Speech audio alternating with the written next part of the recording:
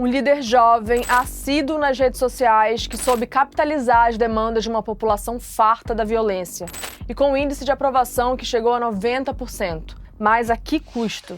Nayib Bukele, presidente de El Salvador, travou uma guerra contra o crime organizado. Uma estratégia cheia de superlativos, que incluiu a construção do maior presídio das Américas, mas cercada também de graves ameaças ao Estado de Direito.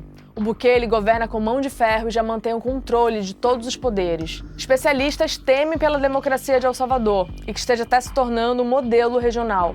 Nesse vídeo eu vou explicar como um chefe de Estado autoritário se tornou o líder mais popular das Américas.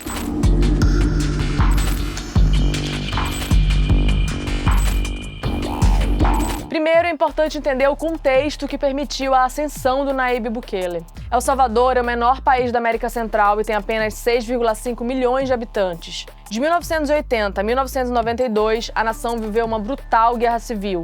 O conflito deixou mais de 75 mil mortos, a maioria civis. De um lado estava a guerrilha de esquerda, reunida na FMLN, que mais tarde daria origem a um partido político. E do outro lado, a ditadura militar de direita, apoiada pelos Estados Unidos. Pois bem, o fim da Guerra Civil e o retorno à democracia não trouxeram benefícios para a maior parte da população. Dois partidos, a Arena de direita e a FMLN de esquerda, dominaram o sistema político e se alternaram no poder. Foram anos marcados pela pobreza, violência e imigração em massa, principalmente para os Estados Unidos. O principal fenômeno social do pós-guerra são as gangues. As duas maiores e mais conhecidas, a MS-13 e a Barril 18, surgiram em Los Angeles nos anos 80. Muitos jovens salvadorenhos, recém-chegados aos Estados Unidos depois de fugirem da Guerra Civil, não encontraram espaço na sociedade americana e se voltaram para o crime. O governo do então presidente Bill Clinton prendeu e deportou milhares desses jovens. Quando voltaram para El Salvador, eles ficaram em liberdade e mantiveram as atividades e a rivalidade das gangues. Esses grupos chegaram a reunir 70 mil membros e se especializaram em extorquir pequenos comerciantes. Por causa das gangues, a taxa de homicídios em El Salvador chegou a ser maior do que durante a Guerra Civil. E aqui a gente chega no Bukele. Ele começou na política na FMLN, mas foi expulso em 2017, quando era prefeito da capital, São Salvador. Durante uma reunião, ele teria jogado uma maçã numa colega do partido e a chamado de bruxa. Ele logo criou sua própria legenda, o Novas Ideias, e começou a criticar o sistema partidário dominado pela Arena e pela FMLN como corrupto. Foi vendendo essa imagem de outsider que ele chegou à presidência em 2019, eleito no primeiro turno com apenas 37 anos. O portal local de jornalismo investigativo El Faro revelou que o Bukele, depois que assumiu o governo, começou a negociar secretamente com as duas principais gangues para diminuir as taxas de homicídio. Em troca da queda na matança, as organizações criminosas queriam melhorias nas condições para os líderes encarcerados e benefícios para os membros em liberdade. Segundo o site El Faro, o pacto do governo com a MS-13 durou até o massacre ocorrido no fim de março de 2022, quando 87 pessoas foram assassinadas pela gangue. A maioria delas não tinha qualquer relação com a criminalidade. Líderes da MS-13 disseram que o governo do Bukele tinha traído o pacto quando prendeu um grupo de membros da gangue e, por isso, o massacre. Pois bem, em reação ao massacre, ainda em março de 2022, o Bukele impôs um controverso regime de exceção em El Salvador.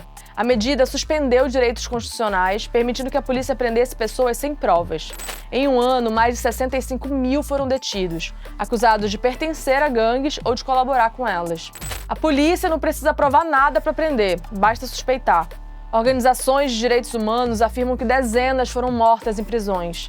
Os que conseguiram sair vivos relatam torturas, detenções arbitrárias e assassinatos. Violações de direitos humanos foram denunciadas e documentadas. O regime de exceção colocou inocentes na prisão. E mesmo crianças de 12 anos podem ir para a cadeia. Além disso, a prisão provisória foi ampliada de 72 horas para 15 dias e sem direito à defesa.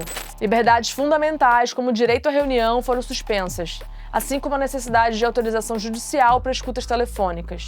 Em paralelo, a propaganda do governo apresenta o Bukele como um herói e divulgou imagens de detentos seminus sentados numa prisão antes de serem enviados para o chamado Centro de Confinamento do Terrorismo.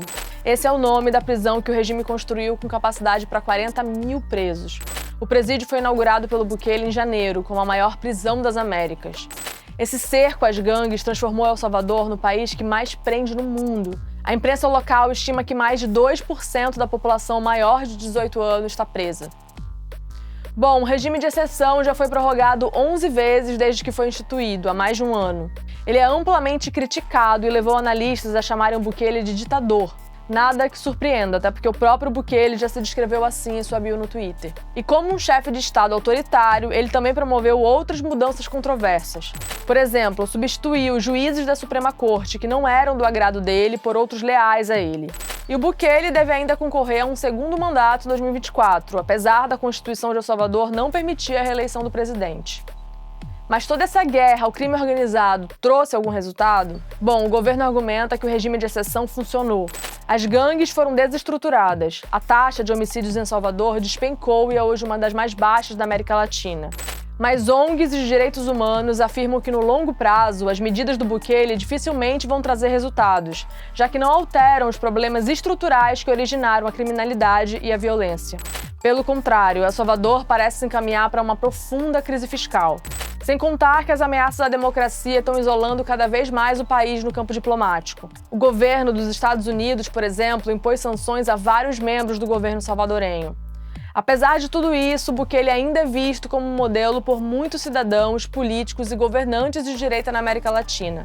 O governo de Honduras, por exemplo, já sugeriu que se inspira no Bukele e anunciou recentemente estado de exceção em várias províncias. Também na Argentina, no Peru e no Chile, já tem político elogiando o presidente de El Salvador e tentando copiar a abordagem dele. Muitos analistas temem pela democracia do país e que o Bukele, aos poucos, esteja se tornando um modelo regional. Especialistas dizem que desde o ex-presidente venezuelano Hugo Chávez, nenhum político populista personalista chamou tanto atenção na região como Bukele. E como no caso de outras democracias que vão corroendo por dentro, a população de El Salvador, quando se cansar do Bukele, pode perceber que já não existe caminho fácil para tirá-lo do poder. A Deutsche Welle é a rede internacional de notícias da Alemanha. Para mais vídeos como esse, se inscreva no nosso canal no YouTube.